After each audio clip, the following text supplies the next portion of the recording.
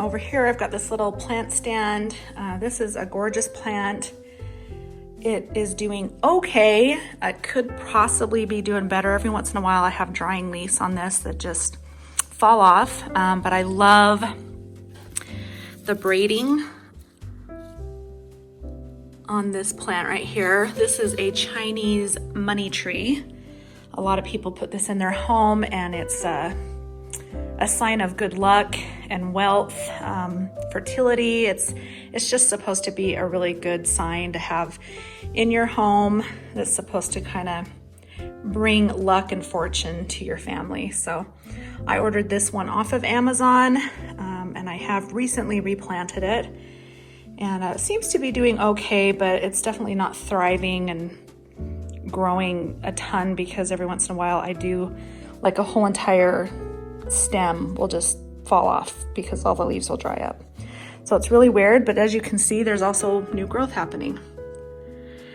So again, I think maybe I'm getting to the point where I need to fertilize all my plants. I haven't done that actually for almost 2 months, which is really bad. So that is something I'll do here soon. And then moving down here to the floor is one of my newer plants. This, again, I showed you the burgundy ficus elastica rubber plant, and this is the taniki. When new growth comes out, this is one of the newer leaves that came out. As you can see, well, it's kind of gone away. It had a little bit of red, pinkish tint here, because there are also ruby ficus elasticas.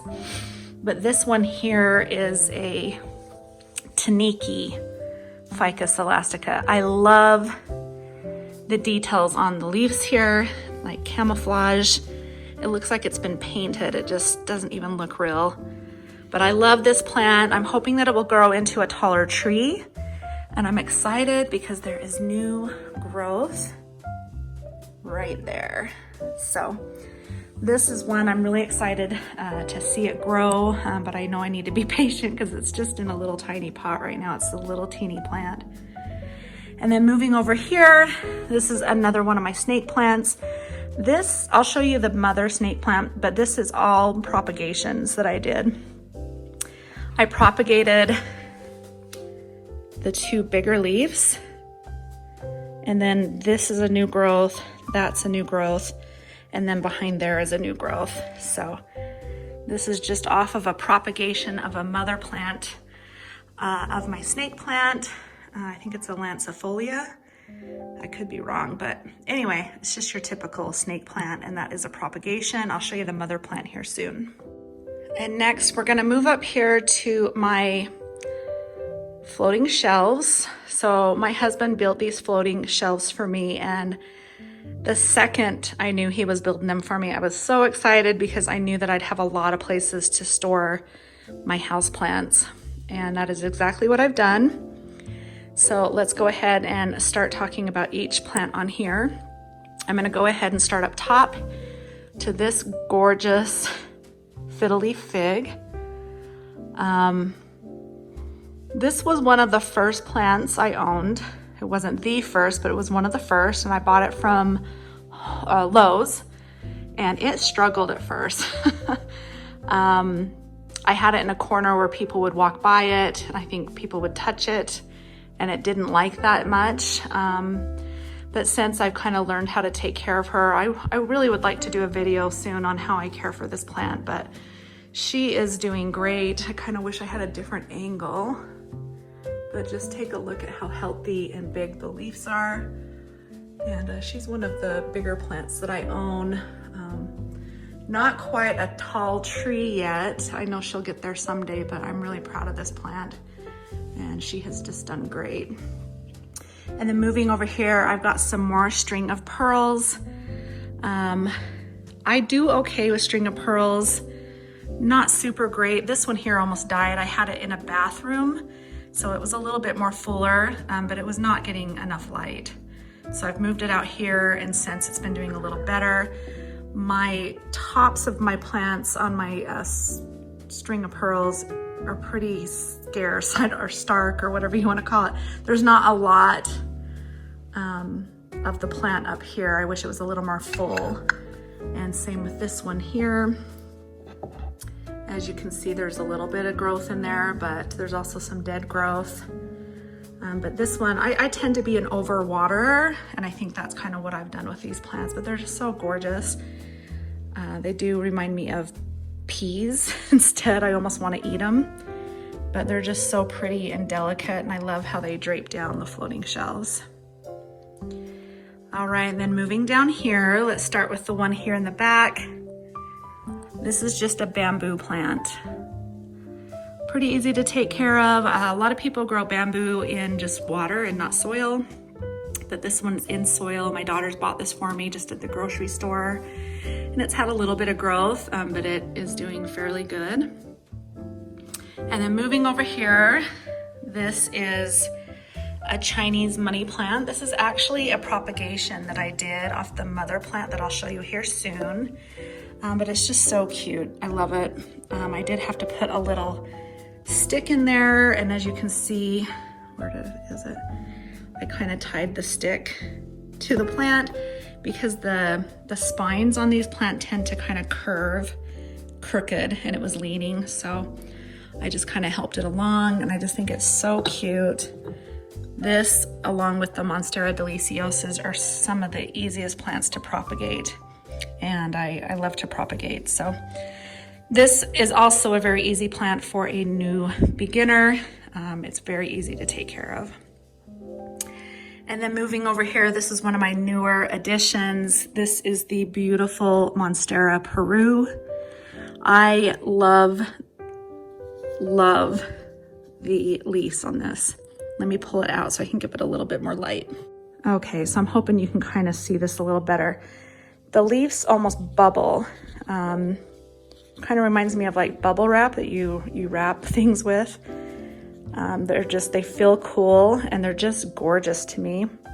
I'm excited because I see some new growth happening, and like I said, I just barely bought this plant. I have probably owned it now for 3 weeks, but it is doing really well. And this was a little bit pricey. I live in Utah, so some plants for me are a little bit more rare for someone that would live in Florida or California.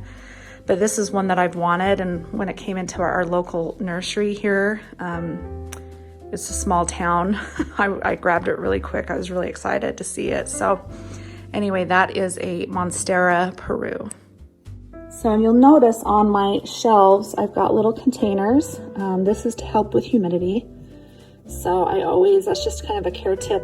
You want to try to raise the humidity in your home, so you can put little containers full of water with an open top, and that will evaporate into the air and into your plants and helps a lot with moisture.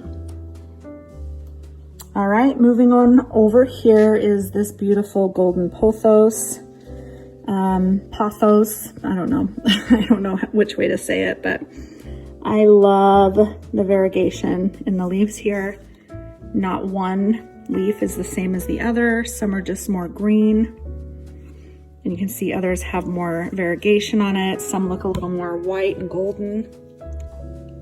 But it is a stunning plant and a very, very easy plant to care for.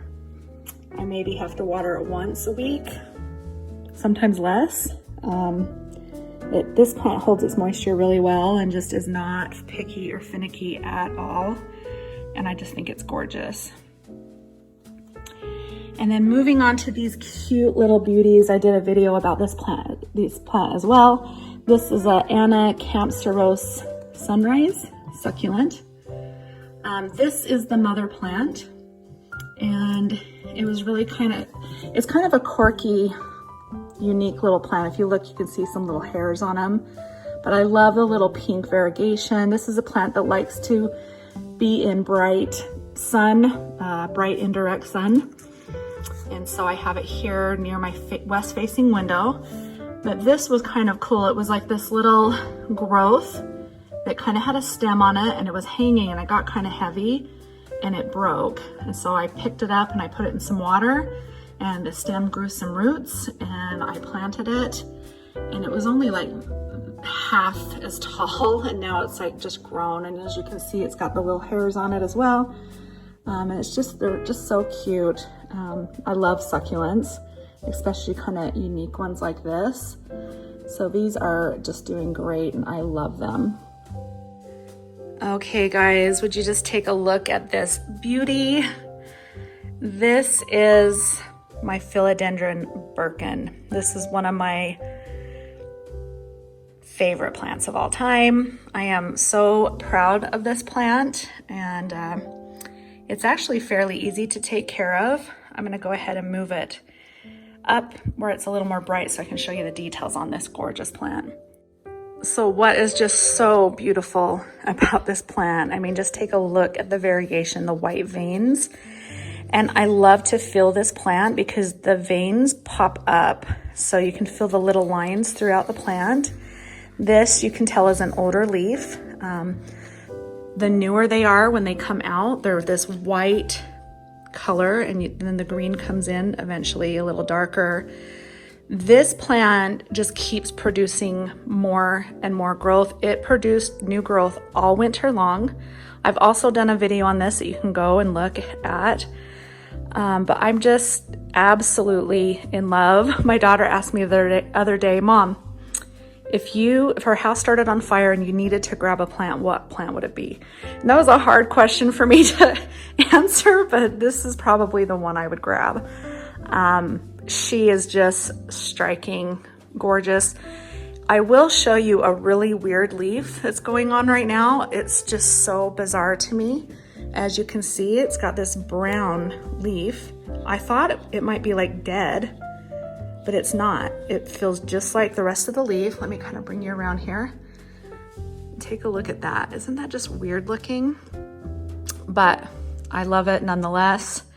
I do need to turn this plant a little more. As you can see, this is the back of it. And that's something that plant owners will recommend that you do, is turn your plants so it gets enough sun all the way around. Because right now you can see that's the back, here's the side, and then boom, here's all the growth in the front. But I mean, who would not love this plant? I've noticed, I had a lady say to me, like, why do you have such great variegation on every one of your leaves? And the bottom leaves on her plant didn't have as much variegation, they're just more green. And I've seen that on some plants. I truly don't know why. It's probably because I've got this in some great sun. Again, this is kind of near a west-facing window and it gets bright, indirect sun all day long. And I'm so excited, like, look at the new growth on this. You've got new growth there. It's kind of cool when the new growth comes. If you can see right there, that little teeny stem right there, that's new growth. It'll pop out a white new flower, and that's what they start off looking like. So I'm obsessed with this plant. I absolutely love it. And to tell you the truth, it's really easy to care for. So it's definitely one that I would recommend to beginners. All right, and then moving over here, this is another one that I'm super proud of and in love with. This is my variegated albo syngonium. I absolutely love the variegation in these leaves. Again, no leaf is like the other. If you look here at this leaf, half of it has got that almost white cream variegation. This one's super cool looking. Again, this one's gorgeous. And then this one is really unique where the top of it's lighter and then green. And then this most recent one just only has a tiny bit of variegation in it. So again, I haven't owned this one for super long, and this is the only new leaf that I've had in it. But it is very easy to take care of it, just like your typical syngonium. Fairly easy. As you can see, it is not too far away from my west-facing window. And I like that it gets some bright, indirect sunlight throughout the day, because I think it is good for the variegation. If you have a plant like this, that you're wanting variegation on the leaves, you definitely want it to get sun, and that will help with the variegation. But again, this is an easy plant to care for. But for me, this is more of a rare plant because plants like this just don't come into the town that I live in. So when I found this in my local plant shop, I had to grab it.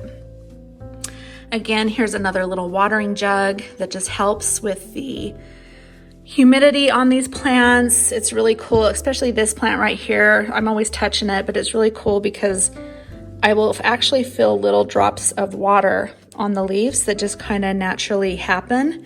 They produce their own humidity. And I think that having these little water jugs helps with that a lot.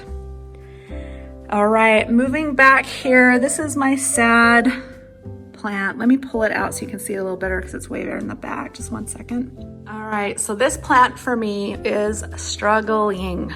Not sure why. This is an Alocasia Frydek. I'll show you a picture of what it looked like when I got it. But what I've noticed is that leaves become pretty droopy. This one here is sadly dying, as you can see. And that's kind of what's happened to all the leaves. I've had no new growth on it. I've owned it for a little while now. These are the only 2 leaves. I kind of use the little clips that you could do for orchids to help hold this up. I'm just praying that I can save it. I really love alocasias, but so far, like there's the other alocasia.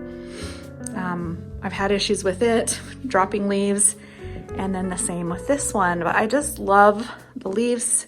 You know, they look velvety. They don't feel velvety, but they look it.